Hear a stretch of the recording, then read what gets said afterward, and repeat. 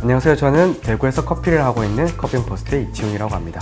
이번 영상에서는요, 아마도 여러분들이 가장 궁금하실 수도 있는 게이샤 커피, 비싼 커피는 왜 비싼지에 대한 부분과 산미 없는 커피를 찾고 싶다면 어떻게 할 것인가, 그 부분에 대해서 얘기해 보려고 합니다. 왜 비싼 커피들이 비싸지는지 그 이유가 4가지 정도가 있어요. 첫 번째가 뭐냐면요, 당연한 얘기지만 재료가 비쌉니다. 재료가 굉장히 비싸기 때문에 커피 가격이 몇만 원씩 하게 되는 건데요. 일반적으로 아마 여러분들이 카페에서 드시는 커피에 진짜 그냥 커피 쪽 재료 원가만 보자면 300원? 그 정도가 될 거거든요. 근데 게이샤 커피 같은 것들은 원가가 10,000원 정도가 된다는 것이죠. 몇십 배의 차이가 나는 거죠, 재료가. 그렇기 때문에 다 자연스럽게 커피 가격이 올라가는 것이고요.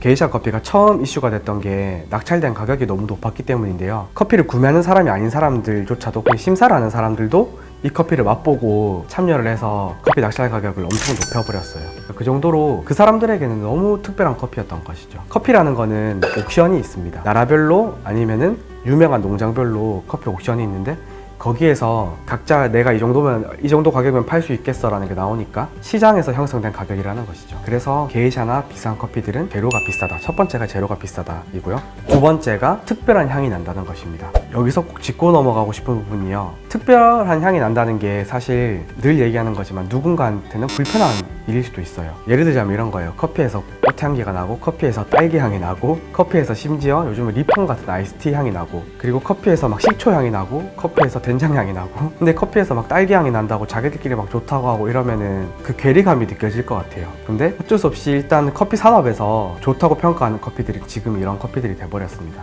커피 같지 않은 커피들, 그런 특별한 향들이 나는 거를 좀 좋은 커피라고 하고요. 대중이나 일반 사람들이 마셨을 때도 이건 조금 다른 향이 나네라고 하는 그 정도 포인트가 되는 커피가 되게 비싸요. 어마어마한 뭔가가 있는 게 아니고 조금 더 어떤 향들이 있는데 가격이 비싸지는 경우가 많다는 것이죠. 지금까지 뭐 게이샤 커피나 다양한 커피를 드시면서 특별한 느낌을 못 받으셨다면 드셨던 커피들의 가격을 한번 생각해 보시면 좋습니다. 아까 말씀드렸듯이 조금 다른 향이 난다는 게 가격이 엄청 비싸지거든요. 드셨던 커피들의 가격이 15,000원이나 10,000원 이상이 된다면 그런 제대로 되는 향이 나는 커피를 선택하셨을 가능성이 높습니다. 세 번째, 게이샤 커피나 비싼 커피들이 비싸지는 이유가 희소성입니다. 비싼 커피들은 일단 생산 자체가 너무 어려워요. 그 품종에서 커피를 만들 수 있는 게 엄청 작은 편이에요. 일반적으로 우리가 마시는 커피들은 컨테이너 단위죠. 몇 톤, 몇십 톤씩 생산이 되는 커피들이 많다면 게이샤 커피는 수확해봐야 몇백 킬로 정도밖에 수확이 안 되기 때문에 자연스럽게 가격이 비싸질 수밖에 없습니다. 원하는 사람들은 많은데 수량이 작으니까 비싸지는 것이죠. 그리고 마지막 네 번째가 마케팅인데요. 일단 게이샤 커피를 예로 들자면 여러 가지 부분이 정말 잘 맞아떨어졌어요. 일단 파나마라는 나라가 좀 생소하고 게이샤라는 품종 이름도 한몫했던 것 같습니다. 그리고 농장 이름이 원래 에스메랄다였어요. 그러니까 전체 이름을 말씀드리면 파나마 에스메랄다 게이샤 이건데, 농장 이름도 에스메랄다다 보니까 사람들이 보기에 굉장히 고급스러워 보였던 것이죠. 그리고 이 농장에서 마케팅도 정말 잘했고요. 일단 여러분들에게 산미 없는 커피를 고르는 방법에 대해서 알려드릴 겁니다. 산미 없는 커피를 고르는 척도는 사실 어떤 커피냐가 아니에요. 로스팅에 관련이 있습니다. 그래서 어떤 매장에 가서 제일 중요한 거는 로스팅 포인트를 보셔야 돼요. 사장님한테 여기서 로스팅을 제일 강하게 된 거를 달라고 하시면 산미 없는 커피를 즐기실 수가 있습니다.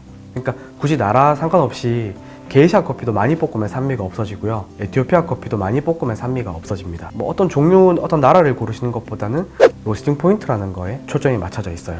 그러니까 강하게 볶은 커피를 추천해 달라고 하면 산미 있는 커피는 거의 배제가 될 겁니다. 그거를 떠나서 좀 산미 없는 나라들이 존재하기는 해요. 그게 가장 유명한 나라가 이제 브라질. 고도가 낮거든요. 그러다 보니까 커피 자체에 산미가 없어서 이런 나라의 커피는 중간 정도로만 볶아도 산미가 좀 없는 편입니다. 철저하게 산미가 없는 걸 원하시면 그냥 로스팅 많이 된 거를 달라고 하시면 해결이 됩니다. 산미 없는 커피를 찾는 방법을 알려드렸으니까 국내 스페셜티 업계 로스터들의 변론이라고 할 수도 있죠. 사람들이 산미 있는 커피를 안 좋아하는데 왜 산미 있는 커피를 하는가? 예를 들자면 이런 거죠.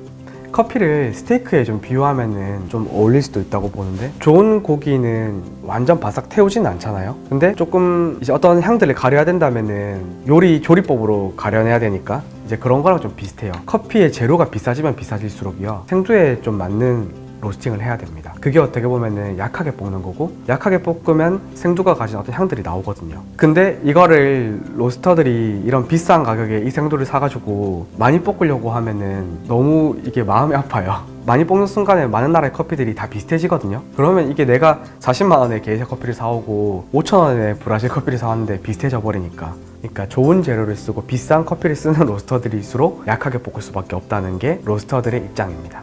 정말 세계에는 수많은 커피가 있고 정말 다양한 커피들이 있습니다. 어떤 분야든 그렇지만 정답은 없는 것 같거든요. 누가 맞다 틀리다가 아니고 이 다양성에 대해서 우리가 조금 더 마인드를 오픈하고 받아들이는 게 참 중요할 것 같습니다. 커피에 있어서도 참 중요한 부분이고요. 저는 대구에서 커피를 하고 있는 커피포스트 이치훈이었습니다. 감사합니다.